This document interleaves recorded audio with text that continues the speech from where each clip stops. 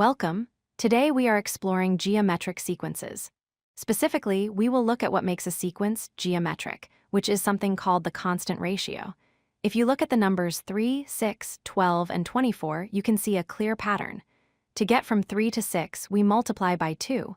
From 6 to 12, we multiply by 2 again. This multiplication pattern is the key. Let's compare this to what you might already know. An arithmetic sequence is based on addition. You add the same number each time, like adding 3 to get from 2 to 5 to 8. But a geometric sequence is based on multiplication. Here, we aren't adding, we are multiplying by a specific number, which we call the ratio, to get to the next term.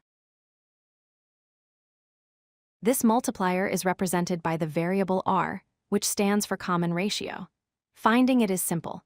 You just take any term in the sequence and divide it by the term immediately before it. For example, in the sequence 5, 15, 45, we can take 15 and divide it by 5 to get 3, or 45 divided by 15, which is also 3. That 3 is our ratio.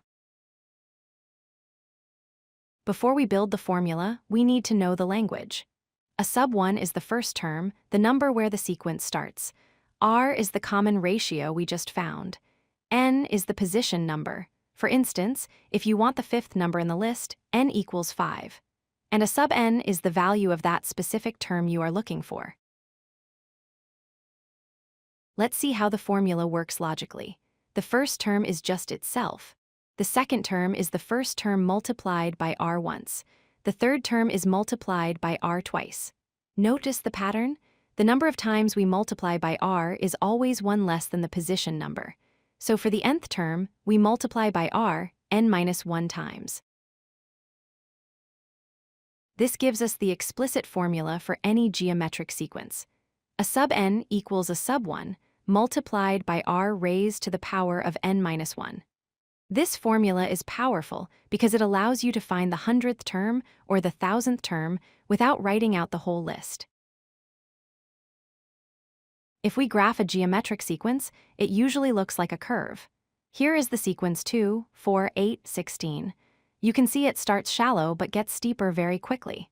This is often called exponential growth. Unlike arithmetic sequences, which form a straight line, geometric sequences curve upwards dramatically. Let's try a problem. We have the sequence 2, 6, 18, 54, and we want to find the 7th term. First, we identify that a 1 is 2 and the ratio r is 3. We plug these into our formula, 2 times 3 to the power of 7 minus 1. 7 minus 1 is 6. 3 to the 6th power is 729. Finally, 2 times 729 gives us 1,458. Ratios aren't always whole positive numbers.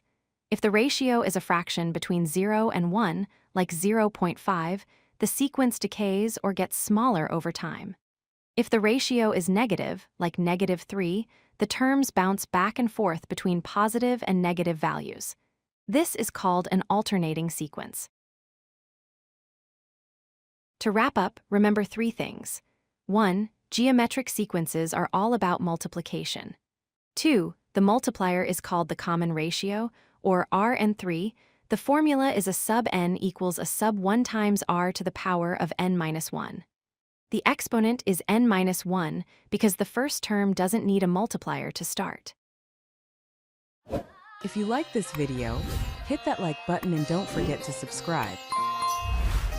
Visit codelucky.com for more such useful content.